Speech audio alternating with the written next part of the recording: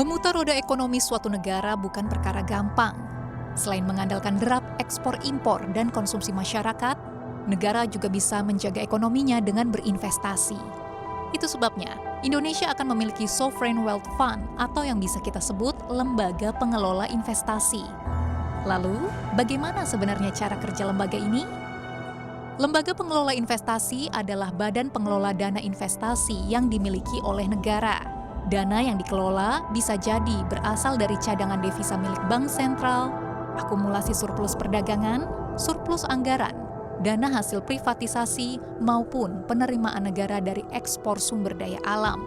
Beberapa negara membentuk lembaga pengelola investasi sebagai upaya untuk mendiversifikasi sumber pendapatannya. Misalnya, Uni Emirat Arab yang masuk dalam jajaran pengelola investasi terbesar dunia. Ekonomi negara ini sangat bergantung pada ekspor minyak mentah. Jika terjadi risiko yang menyebabkan harga minyak dunia turun, pendapatan Uni Emirat Arab dari hasil investasi yang lain bisa menutup penurunan tersebut. Di Indonesia sendiri, lembaga pengelola akan memiliki modal awal 75 triliun rupiah. Khusus untuk investasi akan dibangun Sovereign Wealth Fund.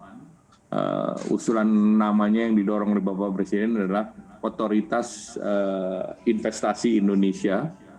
Untuk penyertaan modalnya juga akan ditentukan dalam PP yang terdiri dari tadi uang cash, kemudian in-bank saham BUMN, di mana kita berharap nilainya kira-kira bisa mencapai 75 triliun atau sekitar 5 billion US dollar. Pemerintah mengklaim dana di lembaga ini bisa meluber, yaitu dari IPO perusahaan pelat merah. Langkah ini diklaim bisa melampaui dana kelolaan Temasek Holding Singapura. Kalau secara teoritis kita IPO kan seluruh BUMN yang ada dengan menggunakan standar sales to price ratio pasar sebelum COVID, pemerintah akan memiliki sesuatu institusi sovereign wealth fund yang lebih besar dari Temasek. Karena tinggal dikali 3, 165 bilion. Begini hitung-hitungan ala Kementerian BUMN. Pendapatan BUMN per tahun mencapai 2.400 triliun rupiah atau setara 165 miliar dolar Amerika Serikat. Jika BUMN go public dengan nilai sales to price ratio sebesar 3 kali, maka minimal nilai IPO yang bisa diraih mencapai 480 miliar dolar. Dan jika 4 kali, maka raihan dana bahkan mencapai 660 miliar dolar. Sekedar informasi, net worth value portofolio Temasek pada 2019 mencapai setara dengan 230 miliar dolar Amerika Serikat, sementara kelolaan investasi milik Uni Emirat Arab diperkirakan mencapai 579,62 miliar dolar Amerika Serikat. Nah, tapi jangan keburu senang dulu. Karena di balik potensi dana investasi yang menggiurkan, ada celah yang menakutkan. Hal ini pernah menjadi aib besar bagi negeri jiran Malaysia melalui kasus 1MDB. Pada 2009, Perdana Menteri Malaysia saat itu Najib Razak meluncurkan proyek dana investasi negara yang disebut 1MDB, yang fokus pada proyek listrik, energi, dan properti. Namun menariknya, tidak ada lembaga khusus yang mengawasi penggunaan dana ini selain dari Perdana Menteri sendiri.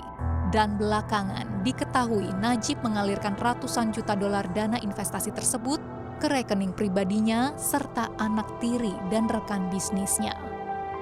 Agustus 2020 lalu, Pengadilan Tinggi Malaysia pun memvonis Najib bersalah dan menjatuhkan hukuman 12 tahun penjara plus denda setara 49 juta dolar Amerika Serikat di luar dana lainnya yang harus ia kembalikan ke pemerintah.